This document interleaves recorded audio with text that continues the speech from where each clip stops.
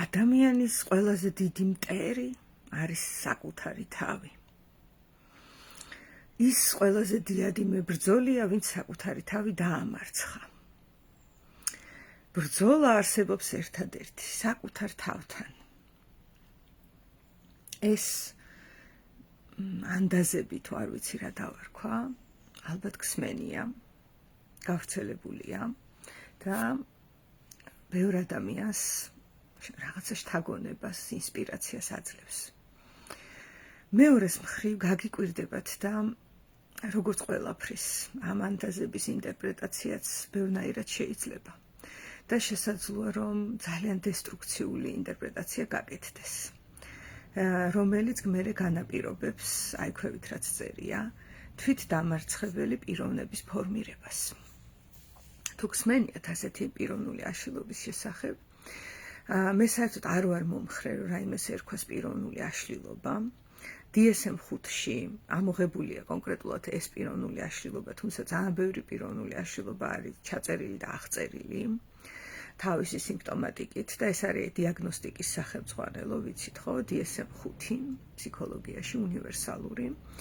რა თქმა უნდა, მეტნაკლებად ვიცნობ მას, თუმცა მე ვფიქრობ, რომ ეს დიაგნოსტირება დღესდღეობით შესაძლოა უფრო მეტ ზიანს აყენებდეს ადამიანს, ვიდრე ეხმარებოდეს. ეს შესაძლოა რაღაცით, როგორ გითხრათ, საყრდენად ევლინებოდეს თერაპევტს, იმიტომ რომ ძალიან რთულია ფსიქოპათოლოგიურ ველთან დარჩენა საყრდენის გარეშე და ფსიქოთერაპევტები ეძიებენ ხოლმე საყრდენს სუპერვიზიაზე, ინტერვიზიაზე, კოლეგებთან, წიგნებში 1000 ადგილას ეძებენ. ვიცით, რომ არსებობს ფსიქოთერაპევტების მხრიდან პატარა ნარცისული მიხრილობები და ტენდენციები, იმიტომ რომ ესეც ჩაჭიდება არის რაღაცა საყრდენზე, რომ მე ვიცი, ამას იტყვის ფსიქოთერაპევტი, იმისათვის, რომ გაუძლოს იმ ფსიქოპათოლოგიურ ველს, სადაც არის ძალიან დიდი არცოდნა, დიდი ქაოსი, გაუგებრობები,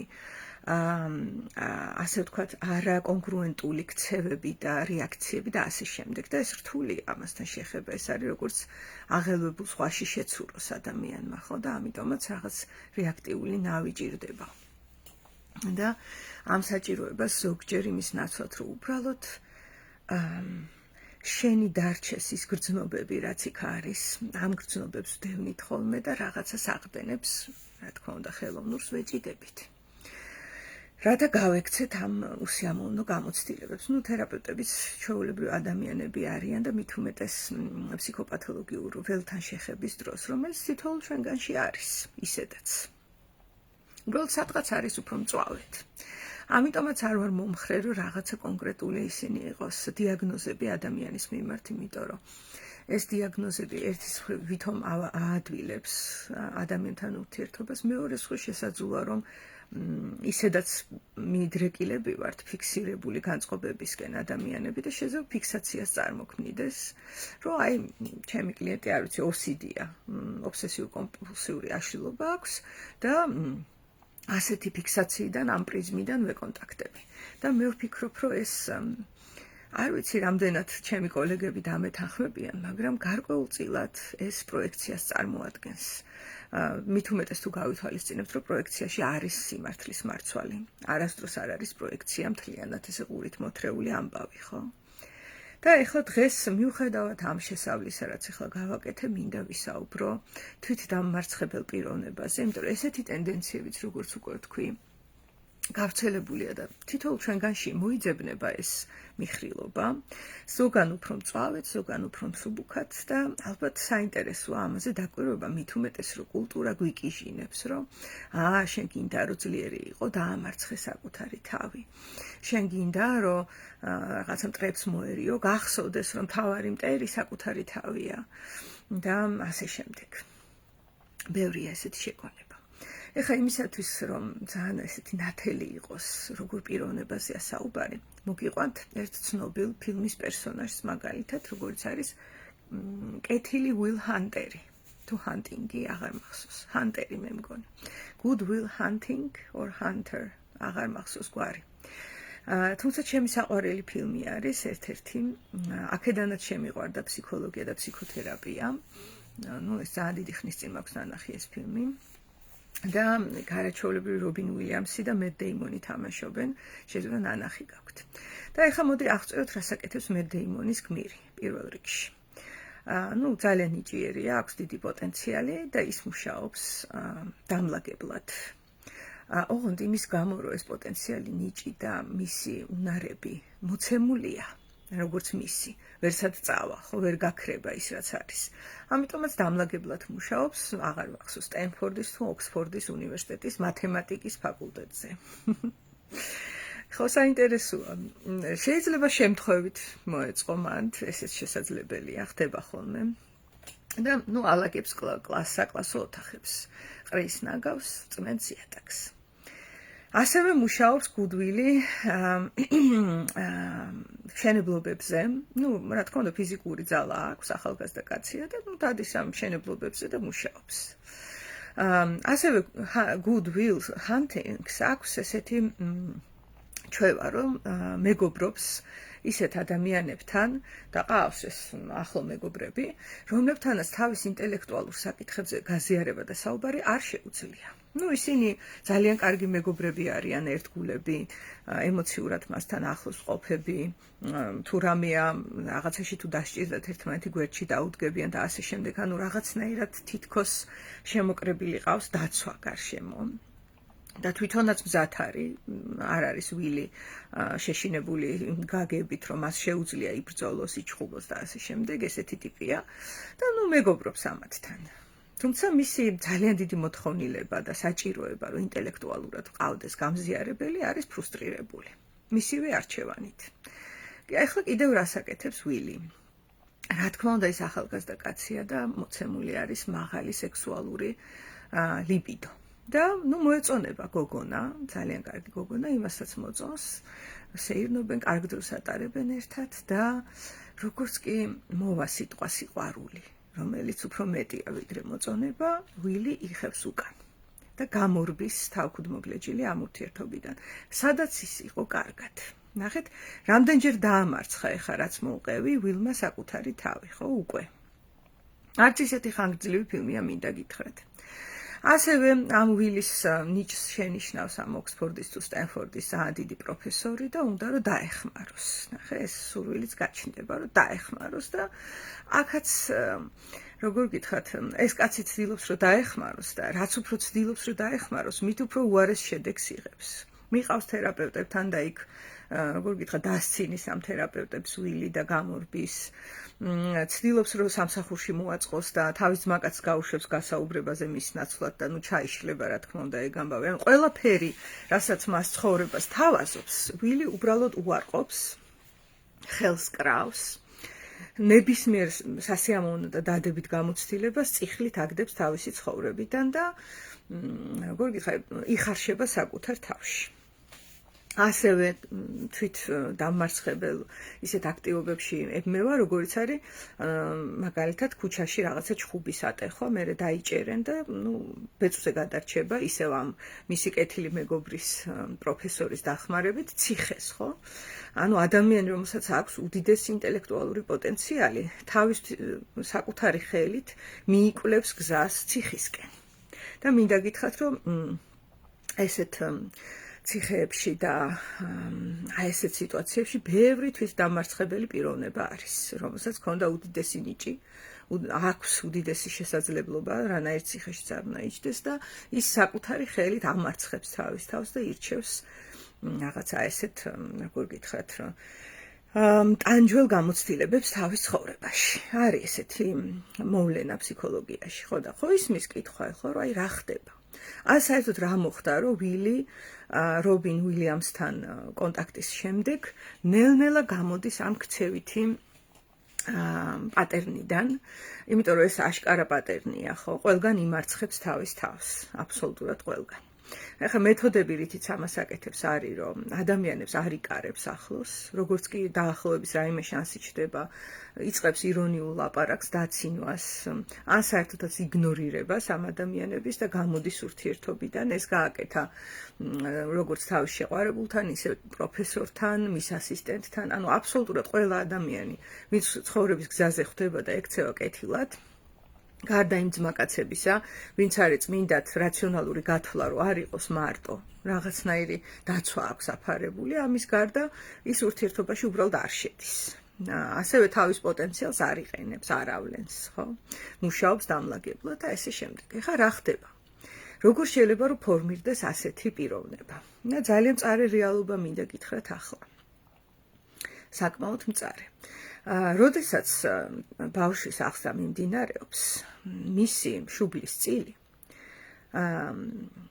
გაუცნობიერებლად, რა თქმა უნდა, და ასევე იმის გამო, რომ უბრალოდ ეს არის ნეირონულ, ფსიქოლოგიურ, არ ვიცი, ბიოლოგიური რეალობა, რაც ეხლა უნდა აღწერო, ის იმახსოვრებს, როგორ ექცევა მშობელი მას. აღოდ იმახსოვრებს ისე კი არა, რომ აი ფაქტები ახსოვს, აი ეს ექნა, ის ექნა, ეს არ არის მხოლოდ მეხსიერება.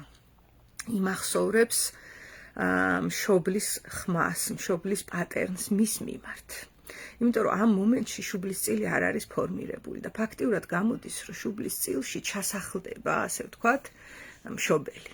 ანუ როგორი მშობელი წყავდა ბავშვს, თავიდან, სანამ გაცნობიერებები დაიწყება, როდესაც ის პიროვნულად ჩამოყალიბდება და შუბლის წილი უკვე ფორმირდა, შუბლის წილს აქვს სიმბოლურად რო ვთქვა, მშობლების ფორმა, დედის და მამის. ეხლა თუ იყო ოჯახი და აშკარად იყო უილის შემთხვევაში, სადაც უილის ნიჭები იყო დაიგნორებული, ფეხებზე დაკიდებული, გინდყოფილა გინდა რა ამისი ნიჭი, არარაობად აღიქმება. უბრალოდ ეს ყველაფერი შეიძლება არც ისე ცნობიერდება მშობლების მხრიდან. ისინი უბრალოდ არ ვიცი ფსიქიურად პრობლემატური ხალხია, ვიღაცა სვავს, იქ არის კიდეც რო იხსენებს, მამამისი სვავს და სახლში მოდის და უილი სპეციალურად აღიზიანებს, რომ ცემოს უილი და არა დედამისი. აი ესეთ ბავშვობაზე არის საუბარი, ხო? ის შირმათ ეფარება დედას. ნახე, აქაც რა არის? სხვის ნაცვლად თვითონ აიღოს ტანჯვა თავის თავზე, ხო? ეს არის, რასაც მამამისი ასწავლის. რომ, მისი ფუნქცია არის ეს დედასთან ურთიერთობაში. რომ ძალით გააღიზიანოს მამა და არიდოს ფიზიკური ტკივილი დედას, ხო? ეს არის მისი ბავშვობა და აქ ახლა სივრცე რომ ვილი ნიჭიერია და ვილს პოტენციალი აქვს და მას შეუძლია რომ ცხოვრება აიწყოს, საერთოდ არ არის დატოვებული, მოცემული არის ძალადობრივი გარემო, ერთ მხარეს მსხვერპლი დედა და მეორე მხარეს მოძალადე მამა. და ამას უჭირავს, როგორ ვკითხა, დიდი სივრცე და აი ამ როგორ ვკითხათ, ამ პატერნით ფორმირდება ვილის შუბლის წილი. ანუ ამ ფორმას იღებს, რომ რა, შინაგან ხმაში რა ისმის. ეხლა ნახეთ, შუბლის წილი რა არის? ეს არის გარე რეალობა, რომელიც შემოსულია ადამიანში იმისთვის, რომ ჩვენ ვადაპტირდეთ გარე რეალობასთან, ხო? და გვინდა თუ არ გვინდა, თავიდან ჩვენი გარე რეალობა, რაც არის, ის შემოდის ჩვენს ფსიქიკაში და ის ხდება ჩვენი შუბლის წილი. მერე, რა თქმა უნდა, მთელი გაცნობიერების გზა და ფსიქოთერაპიის გზა ეს არის, რომ ჩვენ შეგვიძლია ჩვენ თვითონ ვიყოთ შემოქმედი საკუთარი შინაგანი სამყაროს ამ ნაწილის, იმიტომ რომ ეს დასწავლადი ნაწილია. სუპერეგო ფროიდის ენაზე ან ეგო გეშტალთერაპიაში ზედაძაღლი, ეს გაწვრთნადია, ეს ყველაფერი დასწავლადი, ახლიდან გადაპროგრამება შესაძლებელია ამის, მაგრამ თავიდან რა ურთიერთობაც მშობელმა გააკეთა შვილთან, ის არის დასწავლილი. შეიძლება მერე ცნობიერად ადამიანი ეწინააღმდეგება ამას, მაგალითად თუ მშობელი ეუბნებოდა უნიჭო ხარ, შესაძლოა ეს მერე ხტუნაობს, რომ მე ნიჭიერი ვარ. ნახეთ, ვილის შემთხვევაშიც ასეა. იქ ფაქტიურად მესიჯი რა არის, როდესაც მე მათემატიკის გენიოსი ვარ და სახლშიც ემატყება მაქვს და უყურადღებობა და ფეხებზე დაკიდება, შიმშილი და ასე შემდეგ. რა არის აქ მესიჯი, რომ ვისაც სჭირდება ნიჭი არა ჩემი ფეხები, ხო? ეს არის მესიჯი, რაც მოვიდა. და ეხლა ბავშვის ფსიქიკაში ეს ჩაილექა და როდესაც ჩამოყალიბდა სადღაც 18-20 წლის ასაკში გაეშვა ეს პროგრამა. თვით დამმარცხებელი, ანუ რა ხდებოდა? ბავშვობაში გარემო ამარცხებდა პიროვნებას. გარემო ჩააწოდებდა, რომ შენ არარაობა ხარ, ასეთი ხარ, ისეთი ხარ. და ჩვენ ხო ვიცით, რომ კრიმინალურ სამყაროში 90%-ს ქონდა მძიმე ბავშვობა. შეიძლება ეს მძიმე ბავშვობა არ ყოფილიყო აუცილებლად ცემატყება და რაღაცა მძიმე ძალადობრივი გარემო, შესაძლოა ძალიანაც დიდარი ოჯახი ყოფილიყო და მაინც დაიგნორებული ყოფილიყო ბავშვის რესურსები და ნიჭები, ხო? და ამ შემთხვევაშიც იგივეა. მე ანუ ეს რომ მე მნიშვნელოვანი ვარ სამწუხაროდ ბავშვობაში უნდა ვიგრძნო მშობლისგან, თორე მე ამას ჩემით ვერ ვიზავ, რომ მე მნიშვნელოვანი ვარ, მე მაქვს რესურსები, მე მაქვს ნიჭები. ბავშვობაში ეს არის გარემოზე დაყრდნობილი რეალობა. თუ გარედან მეტყვიან რომ ნიჭიერი ხარ და აქაც ნახე დოზასა აქვს მნიშვნელობა. შესაძლოა იმის ნაცვლად რომ უბრალოდ აღიქვან რომ მე ნიჭიერი ვარ, მატენიან რომ ნიჭიერი უნდა ვიყო. და აქაც რა არის დასკვნა რომ არა ვარ ნიჭიერი. ძალიან საფრთხილო ფაქიზი და ფილიგრანული შრომა არის ადამიანთან კონტაქტი და მით უმეტეს ბავშვთან. ხო და ეს ახლა გეშტალტის ენაზე რო თქვა ინტროეცირდა ვილის ფსიქიკაში იმ სტრესთან და იმ ტრავმატულ გამოცდილებასთან ერთად რაც იყო ეს ცემატყება და ძალადობა და მან უკვე როდესაც ჩამოყალიბდა დასრულ ადამიანად თვითონვე დაიწყო საკუთარი თავის დამარცხება და თვითონვე დაიწყო ეხლა ცნობილი სიტყვებია ხო თვით საბოტაჟი ერთი ხელით ააშენა მეორით დაანგრია აი ესეთი ქცევა არადა ნუ კულტურა ხო გვეუბნება ყველას დიდი მტერი საკუთარი თავიაო ხო ესეც ზევიდან ხო და ნახეთ ეს როგორ შეიძლება გავიგოთ ხა ამ შემთხვევაში ეს საკუთარი თავი კი არ არის ყველაზე დიდი მტერი რომელიც ხარ და ვინც ხარ შეიძლება ის საკუთარი თავია ყველაზე დიდი მტერი რომელიც ფორმირდა ესეთ გარემოში და ამაზე გადახტომა და ამის უი ესეა და ოკეი ეხლავე შევცვლი ესე არ მუშაობს ეს ანუ ტვინით ესე ცნობიერებით რომ უბრძანო რომ შეიცვალოს ეს პროგრამა შენში ესე არ მუშაობს. იმავე გზით უნდა შეიცვალოს რა გზითაც ჩამოყალიბდა და რა გზით ჩამოყალიბდა გამოცდილებით.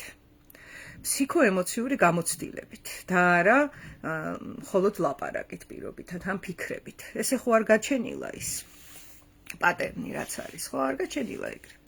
ამიტომაც არის რომ შემდეგ უილის ცხოვრება იცვლება რობინ უილიამსთან კონტაქტის დროს და როგორ იცვლება ახლა ეს. ნუ რობინ უილიამსის გმირი არის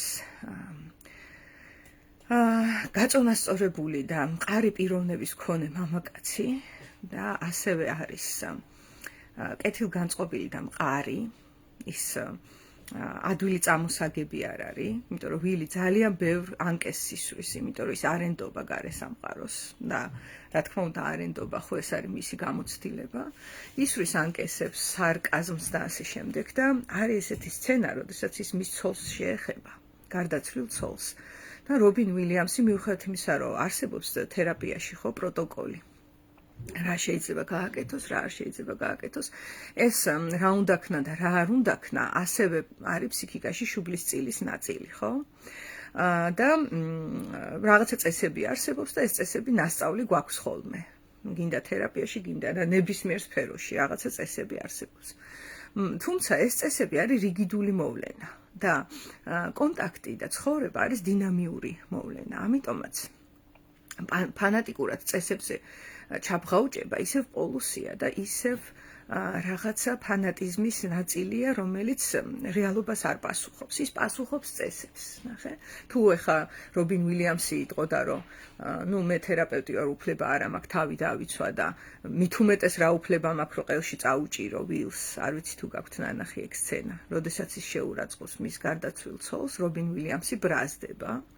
და ეს გაბრაზებაც თერაპიაში ითვლება, რომ არც ისე კაი საქმე არის და მივარდება ვილს და უჭერს კისერში და ეუბნება, რომ კიდე ერთხელ ჩემ ცოლს უპატივცემულოდ მოიხსენიებ და დაგახჩობ. ასე ეუბნება. ეხლა რომელი თერაპევტი წარმოგიდგენიათ ამ როლში, ხო, წესების მიხედვით? მე ვერ წარმომიდგენია. თუმცა ამ ჯანსაღმა საზღვარმა და გულწრფელმა საზღვარმა გამოიწვია ზუსტად ის, რომ ვილი მას პატივს ცემს და ენდობა.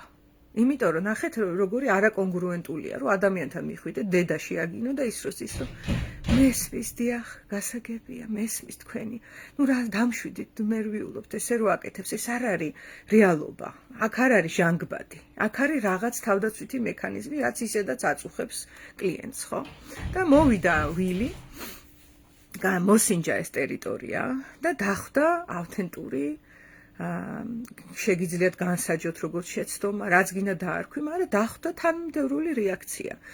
შენ მე ხელს მარტყავ, მეც დაგარტყავ. ნახე, ესეთი რეაქცია დახვდა თერაპევტთან და უკვე ამ რეალობამ მოიპოვა მისი პირველი, ასე ვთქვათ, ნდობა. ხა რა ხდება შემდეგ, რა თქმა უნდა, ის აგრძელებს თავის დამარცხებას, თერაპიის დროსაც, დროს ფლანგავს, ჩუმად ზის, ყველაფერზე ეწინააღმდეგება, იქ სამსახურის ინტერვიუებს აფუჭებს, დასცინის, იქ პირდაპირ იმ ხალხს, ვინც სამსახურში უნდა აიყვანოს და ყველაზე ერთ-ერთი დრამატული, რასაც აკეთებს, არის, რომ იმ შეყვარებულ გოგოს დაშორდება. და არაფრით არ ეუბნება, რომ მიყვარხარო, ვერ ეუბნება რა. იმიტომ რომ აქაც თავგანწივრით ცდილობს, რომ აირიდოს კარგად ყოფნა და ბედნიერება. აქ შესაძლოა კიდე დამალულია ამის დაკარგვის შიში, ან არ ცოდნა საერთოდ ეს როგორ გამოიყურება ცხოვრებაში, იმიტომ რომ რაც გამოიარა და გამოსცადა, იქ არაფერი ლამაზი არ ყოფილა. ამას ეუბნება კიდეც რობინ უილიამსის გმირს. და რა არის ახლა ის სცენა, სადაც ვილი იწყებს ტირილს. ხო, ბოლოს ფინალური სცენა არის, რომ ის ჩაეხუტება რობინ უილიამს და რობინ უილიამსი ეუბნება, რომ ეს შენი ბრალი არ არის, ანუ ეს ყველაფერი რაც შენს თავს ხდებოდა, შენი ბრალი არ არის. აქ ჩანს, რომ მან აღიქვა, რომ რეალურად თავს ისჯის რაღაცით ვილი აქ. ნახე, თვით დამარცხებელი რა არის. თავის დასჯა არის, როგორც ადრე მამას ჯიდა, ეხლა თვითონ ისჯის თავს და თავს ინტეგრირებული აქვს ეს გარედან წამოსული მესიჯი, რომ დამნაშავეა. ეს რა თქმა უნდა წინააღმდეგობის ველია აქ, ეხლა ადამიანი ესე არ იტყვის, მე დამნაშავედ გრძნობ თავს იმის გამო, რაც მე არ მიქნია, მაგრამ ირაციონალურად ის ამას გრძნობს, ხო? და თავს ისჯის მთელი ამ ქცევებით, რეალურად სუსუ ძირში ეს ამბავია. და რო ეტყვის ეს, რომ შენი ბრალი არ არის და ტირის, ნახე რას ტირის ახლა აქ. საერთოდ ვილ ჰანტერი რო უყურებთ ფილმში, ხო? არ არის ემოციური ადამიანი. ის ემოციებს გაურბის. და აქ ჩანს ზუსტად ის პატერნი, რომ ადამიანი, რომელიც თავის ემოციებს ასე გაურბის, ის გაურბის თავის შინაგან ბავშვს. რატო გაურბის შინაგან ბავშვს? იმიტომ რომ შინაგანი ბავშვი შესაძლოა გარკვეულწილად არის ტრავმირებული და ამ ტრავმასთან ყოფნა მძიმეა, სასიამოვნო არ არის. ამიტომაც გაურბის ემოციებს. და აქ, როდესაც ტირის, განაის არის, რომ ვაიუშველებელი ატეხა და იტირა და პიროვნება ჩამოიქცა პირიქით, მეგობრებო. ესეთი ის არსებობს პროექცია ხალხისგან, რომ ადამიანი რო ტირის, ესე იგი საშინელ დღეში ჩავარდა. და რეალურად არის, რომ მან განდევნის ნაცვლად იმდენად ძლიერად აღიქვა თავის პიროვნული მე, რომ ამ მეში დააინტეგრირა ტკივნეული გამოცდილება და იტირა. ანუ იმის ნაცვლად გაქცეოდა ტირილს, შეეკავებინა თავი, ჩაეყლა პაყელში მოწოლილი ბურთი და ასე შემდეგ. ამას ეს ყველას გაგვიკეთებია, ხო? და მე რაღაცა ფსევდოგანცდა მოდის, რომ მეძლიერი ვარ. ამის ნაცვლად მან შეძლო დაინტეგრირებინა შინაგანი ბავშვის ემოციები საკუთარ თავში ცნობიერად. და მეტიც გამოეხატა ის რობინ უილიამსის გმირთან. და ეს არის ახალი გამოცდილება მის ცხოვრებაში. იმიტომ რომ ის აქამდე რითიც ცხოვრობდა და რითიც იმარცხებდა თავის თავს, იყო, რომ იმ ირაციონალურ ემოციაზე, რომ ის დამნაშავეა, რომ ის ცუდია, რომ ის არარაობაა, ემოციით არ რეაგირებდა. ნახე, ის რეაგირებდა ამ ირაციონალურ წმენაზე წინააღმდეგობით. თუმცა ის გაშვებული იყო ეს პროგრამა, რომ შენ არარაობა ხარ და ყველა თავის ქცევაში თვითონვე იმარცხებდა თავის თავს. არ ჭირდებოდა გარედან ვიღაცა დამაბრკოლებელი, თვითონ იყო საკუთარი თავის დაბრკოლება აი ამ ნაწილში, რომ შუბლის წილით საკუთარ თავს თვითონ იმარცხებდა. და ამ ყველაფერს აკეთებდა, რადგან ის ემოცია, რომელიც არ გაცნობიერებულა და ის კონკრეტული ტრავმა, რომელზეც არ გვიტირია და ის კონკრეტული მძიმე შემთხვევა, რაც გვახსენდება და მერე რა და არაფერს არ გვგრძნობ, რომ ვამბობთ, ის სინამდვილეში ჩვენში მოცემულია. ოღონდ მოცემულია განდევნილად. და რაც უფრო განდევნილია და არ არის ინტეგრირებული, უფრო დიდი გავლენა აქვს ჩვენ ცხოვრებაზე. და როდესაც ესე განდევნილი არის ესეთი მტკივნეული გამოცდილებები, რაც ვილის შემთხვევაშია, ისინი არაცნობიერად აი ამ სუპერეგოს ხმაში ამოდიან. სუპერეგო რა არის? ზედა ინსტანცია, ხო? და არაცნობიერი სუპერეგოს ხმით განაპირობებენ, რომ ჩვენი თავი თვითონვე დავიმარცხოთ. ჩვენ თვითონვე ვატკინოთ ჩვენ თავს რას აკეთებს ამ დროს ფსიქიკა მე მწამს რომ ამ დროს ეს არის მცდელობა რომ გავაცნობიერო რომ იქნება აი შეყვარებულს რომ დავშორდები მეტკინოს ცოტა და ვიტირო იქნება აი რომ ჩემი თავით მე თვითონ რომ საბოტაჟს გავაკეთებ და ჩემს საყვარელ საქმეს რომ მოვიცილებ ჩემივე ხელით იქნება აქ მაინც მეტკინოს და როგორმე იმ ძირეულ ტკივილზე გავიდე რომელიც არ მინდა რომ ვიგრძნო აი ამას გააკეთებს ფსიქიკა ბევრჯერ დაატრიალებს რა თქმა უნდა და ამ შემთხვევაში გაუმართლა ვილს რომ დროულად შეხვდა რობინ უილიამსის გმირს რომელმაც ასე ვთქვათ 10-იანში გაარტყა როცა უთხრა შენი ბრალი არ არის და ამოიყარა ასე ვთქვათ ის განდევნილი ირაციონალური ემოცია ძირეული ემოცია და არა მეორადი ზედნაშენი ეს მეორადი ემოცია რა არის ნახეთ მე შეიძლება ჩემ თავს უკრძალავ რომ ვიტირო რაღაცაზე ერთ რაღაცაზე, სამაგეროდ არ უკრძალავ რომ ვიტირო მეორეზე. მაგალითად თუ უკრძალავ ჩემ თავს რომ გამოვიტირო ჩემი ყოფილი შეყვარებული პირობითად, შეიძლება უყურებ მელოდრამატულ ფილმებს და სხვის შეყვარებულებზე ვტირი ვარ. ნახე, აი ეს პროექცია ტრანსფერი რაც გინდა დაუძახეთ. ანუ გადამაქ რაღაც ისეთზე, ან მაგალითად მე სირცხვილება რომ ვიტირო იმაზე რომ სიკვდილის მეშინია ხო პირობითად. ავდგები და ვტირი ვარ რომ მეზობელს, რა ვიცი, მოუკვდა დედა.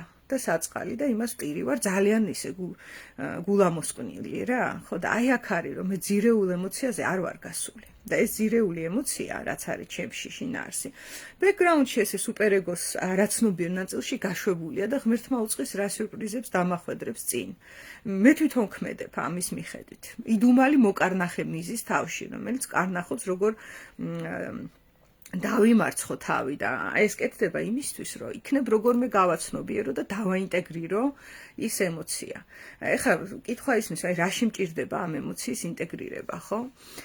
საქმე იმაშია, რომ თუ არის რაიმე მტკივნეული გამოცდილება, რაც ინტეგრირებული არ მაქვს. მე თვითონ არ ვარ, ესე იგი, გაფართოებული ისე, რომ ჩემ თავს ფლობდე. ეხლა რომ წარმოიდგინოთ, რომ აი ხელი რაში მჭირდება მარცხენა ხელი და ესე მაქვს უკან აკრული ეს მარცხენა ხელი. იმიტომ რომ თითი მტკივა აქვს. მტკივნეული თითია. მაგრამ სამწუხაროდ მარტო თითის გაჩერება შეუძლებელია და ორგანიზმის საკმაოდ დიდი ნაწილი, კი არა და არ ვიცი, მთლიანი ორგანიზმი მოქცეული არის უკან დაჭერილი ხელის გავლენის ქვეშ. უკან ხომ აქ ხელი გაჭერილი თოკით მიბმული და ვეღარც ისე დავდივარ როგორც შემეძლო მევლო, ვეღარც ისე მოძრაობ, იქ ერთ ხელზე დიდი დატვირთვა მაქვს, იქ ფეხი მტკივდება ნელ-ნელა, კისერი მტკივდება, თავი მტკივდება, ყველაფერი, იმიტომ რომ ასიმეტრიაში ვარ.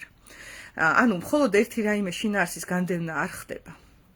ერთი ემოცია, რომელიც ძირში სადღაც არის მიმალული და არაფრით არ დავაინტეგრირე, იმას თელი აი ასხმულია ზედ მტევანივით რომ წარმოიდგინოთ, კიდე რამდენი რამე არის მიყოლილი. და ეს შეიძლება იყოს სიამოვნების განცდა, კეთილდღეობის განცდა, ბედნიერების განცდა, სწრაფვა, ენერგია, ბატონო ჩემო, ენერგია აკლდება ესეთ დროს ადამიანს. იმიტომ რომ რაღაცა მისი პიროვნების ნაწილი და ეხლა ნახეთ არაცნობიერი როგორ მუშაობს ხოლმე. ხო ის ფრაზა რომ დავასრულო, მისი რაღაცა პიროვნების ნაწილი მიუწვდომელი რჩება მისი ცნობიერებისთვის. და ამ შემთხვევაში ეს ერთი პაწაწინა გამოცდილება კი არ არის, იმიტომ რომ ტრავმა რაც არ უნდა დიდი და მძაფრი იყოს, პიროვნების მხოლოდ ნაწილია. მთლიანი პიროვნება ვერ იქნება, ხო? მაგრამ იმაზე მე ასხმულია მძივივით რაღაცეები. ძალიან ბევრი რამ. და მნიშვნელოვანია, რომ აი ზუსტად იმ ძირეულ ტრავმაზე ვიტირო და არა ფილმებში. ის დროებით იშვებაა, ფილმებში რო უყურებ მსგავს რაღაცას და ვტირი ვარ, მეზობლის გამო ვტირი ვარ, პირად ურთიერთობაში საბოტაჟს ვიკეთებ, რომ ამაზე ვიტირო, მაგრამ იმაზე არ მინდა რომ ვიტირო. ის კარგად არის ღრმად ესე ჩაშენებული. და ზუსტად იქ არის სატირალი. და ეხლა ნახეთ არაცნობიერი როგორ მუშაობს. დღეს ვფიქრობდი, რომ ჩამეწერა ლაივი თუ ვინ ვარ მე.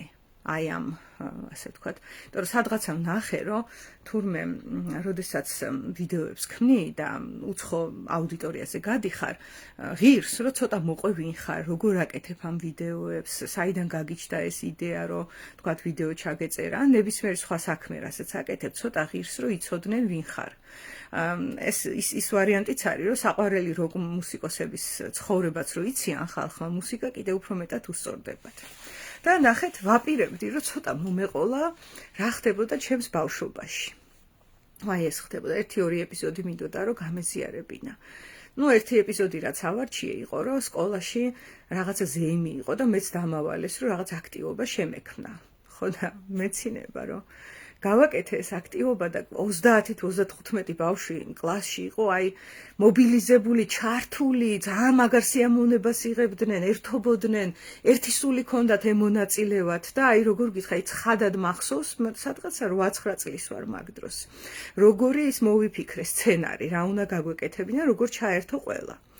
ეს მაშინ იყო, როდესაც სწავლობდი 151 სკოლაში, ხო და ეს როგორ მოტრიალდა იმითი, რომ მე ახლა ივენთებს ვაკეთებ, თქვათ, Everyway-ში. ნახე, ვინ ვარ მე, როდესაც ისმის კითხვა. კარგად არის საძებნელი ეს საძებარი, ვინა ვარ ბავშვობაში. იქ ჩანს ვინა ვარ. იქ ბევრი რესურსია, ეხლა მხოლოდ ივენთების შექმნის კი არა, იქ სხვა რესურსებიც ჩანს, რაც ვაკეთებდი ხოლმე, მაგრამ აი ამ რაღაცა საინტერესო გამოცდილების დაორგანიზება თუნდაც მაშინაც შემეძლო და მეცინებოდა ამას რო ვფიქრობდი და ეხლა ნახეთ. მე გადავიფიქრე და მეთქი თვით დამარცხებელ პიროვნებაზე ჩავწერ ლაივს. და ეხლა ხვდები, რომ ძალიან დიდი კავშირია ამ ორ თემას შორის. თვით დამარცხებელი პიროვნება არის პიროვნება, რომლის ბავშვობაშიც გარკვეული ფრაგმენტები, იმიტომ რომ მტკივნეულია, არის განდევნილი პიროვნების გარეთ და არ არის ინტეგრირებული.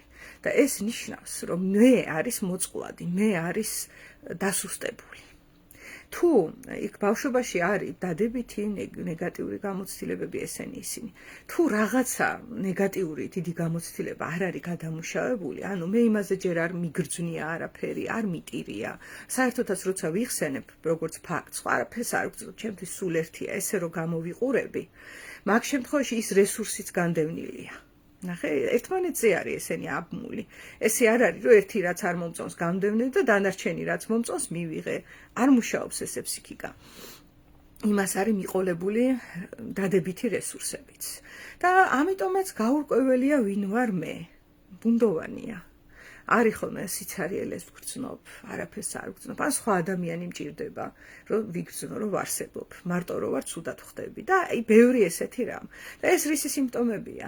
მე გაურკვევლად არის დარჩენილი, იმიტომ რომ რაღაცა მტკივნეული გამოცდილება, თორე სასიამოვნოს ჩვენ არ გამდევნით.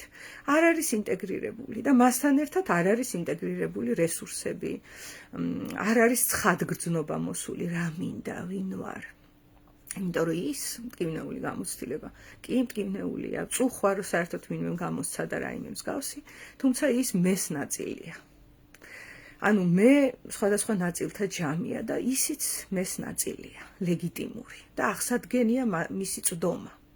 და წვდომა რას ნიშნავს? მთლიან პიროვნულად განვიცდი მე მას. სხვა შორის ცნობილია, რომ ყველაზე მძიმე ტრავმა არის ტრავმა და რომელიც ძალიან მაგრად აისახება, რომელიც არც კი გვახსოვს. აი არის ხოლმე რომ თქვა შობლისგან ვიცი ან მეზობლისგან რომ სადღაცა რაღაცა შეგვემთხვა ისეთი რომ წესით ხვდები ლოგიკურად რომ იქ ტრავმა მაქვს. ოღონდ ეს ტრავმა არ მახსოვს. არც მეხსიერებით არ მახსოვს. შესაძლოა მახსოვს, მაგრამ არაფერს ვგრძნობ. აქ განდევნა არის ემოციურ დონეზე, ხო?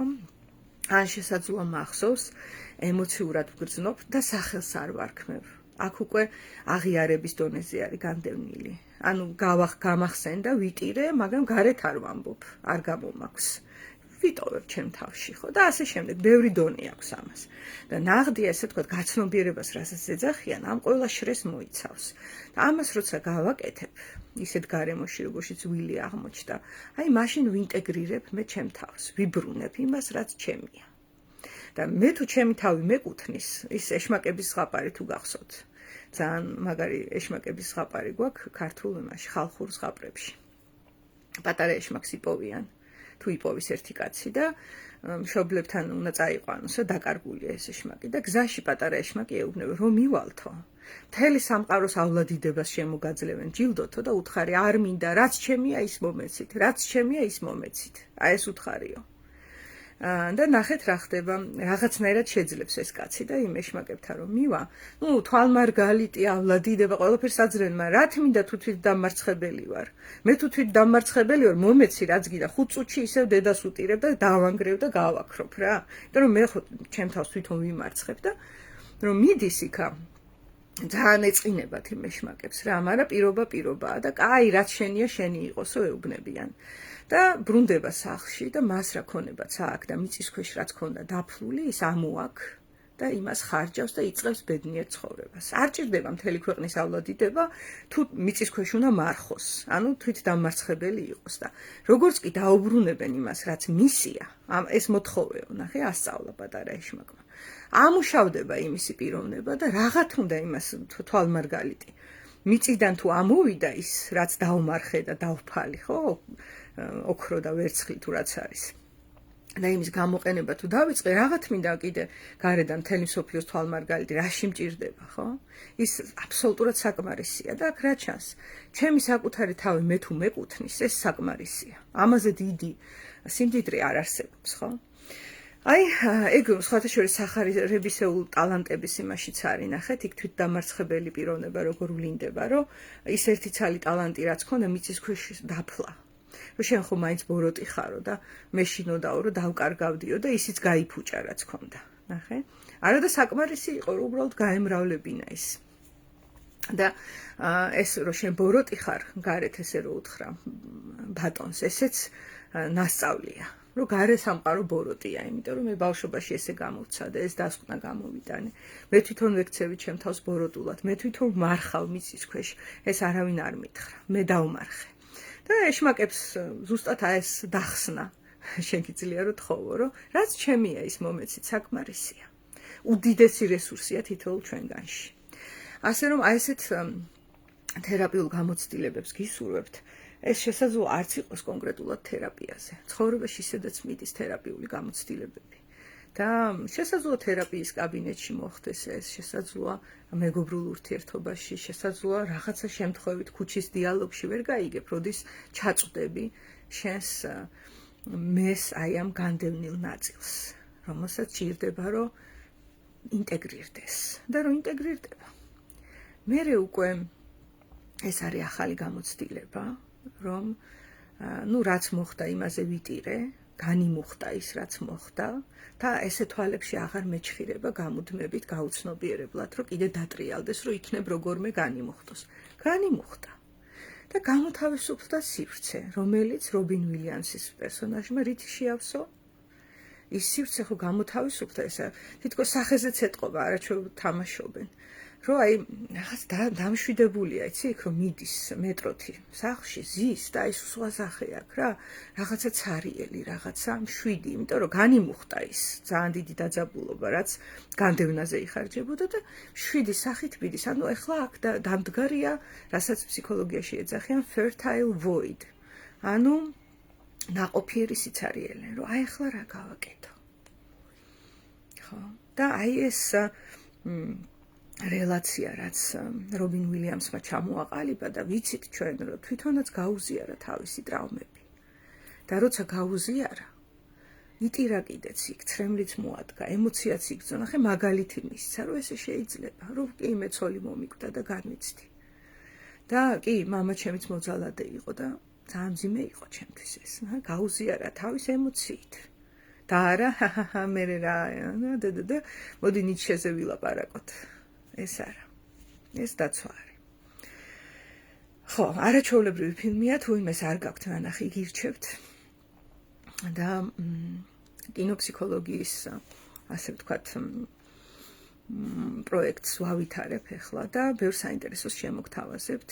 დღეს კიდე 8 საათზე გელოდებით ღია საუბრებზე. კონფლიქტის პოეტიკა, ესე ქვია. დასწრება თავისუფალია 8 საათზე იწყება, როდის დამთავრდება ღმერთმა უწყის. დაგვიანება მოსულა ირაკლი აბაშიძის 80. აბა დროებით. ხო, ყოველ პარასკევს ტარდება, ვინც არიცით და წინასწარ მაინც მომწერეთ სადმე, რომ რამე სიურპრიზი არ იყოს. გელით.